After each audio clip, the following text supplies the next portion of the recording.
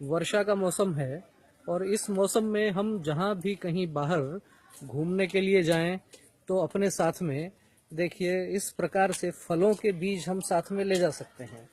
और फिर जहाँ हमारे को कहीं जंगल या पहाड़ी क्षेत्र मिलता है उस क्षेत्र में समय मिले तो हम उन बीजों को यहाँ लगा सकते हैं, और यदि लगाएं भी नहीं तो उन्हें हम अलग अलग स्थानों पर बिखेर सकते हैं।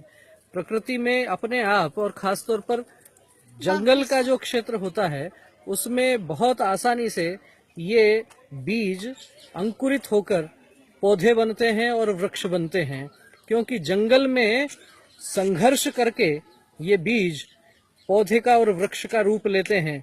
इसीलिए तो कहा गया है कि जो जिंदगी से लड़े होते हैं अपने पैरों खड़े होते हैं, मिटते देखे हैं सहारों वाले, पेड़ जंगल के अपने आप बड़े होते हैं, पेड़ जंगल के अपने आप बड़े होते हैं।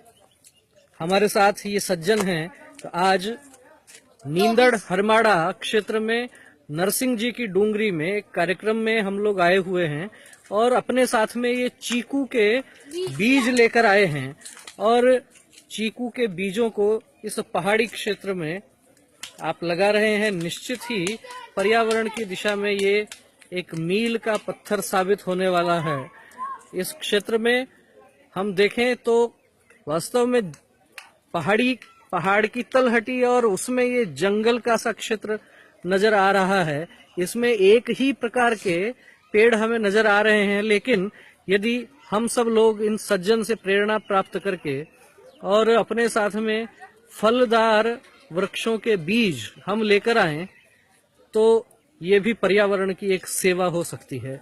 हम लोग साल भर कुछ न कुछ फल खाते हैं और लेकिन उनके जो बीज होते हैं हम उनको कचरे में फेंक देते हैं, कभी उसका महत्व नहीं समझते हैं। यदि हम थोड़ा सा प्रयास करें, हमारा एक पैसा भी उसमें अतिरिक्त खर्च नहीं होता है, उन बीजों को हम संग्रहित कर लें और जब भी बरसात शुरू हो तो किसी न किसी पास के जंगल में, किसी न किसी पहाड़ी स्थान पर जाकर उन बीजों को हम अलग अलग थोड़ा सा इतना सा खड्डा खोद के खाली उनमें लगा दें।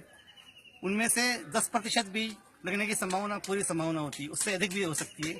जंगल में ये सब कुछ प्रकृति अपने आप लगाती है, मानव का हस्तक्षेप नहीं होता, खाद होती है अपने आप, स्वतः लगते हैं। ये सारे पेड़ स्वतः अपने आप लगे हुए हैं, किसी ने लगाए।